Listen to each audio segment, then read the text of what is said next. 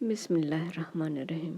سورہ قمر آیت نمبر 4 سے 8 میں اللہ پاک فرماتا ہے، اور ان کو یعنی کافروں کو ایسے حالات یعنی گزشتہ اقوام کے حالات زندگی اور ان پر عذاب کے حالات پہنچ چکے ہیں جن میں عبرت ہے، اور کامل دانائی کی کتاب بھی یعنی قرآن بھی، لیکن ڈرانا ان کو کچھ فائدہ نہیں دیتا، تو تم بھی ان کی کچھ پرواہ نہ کرو۔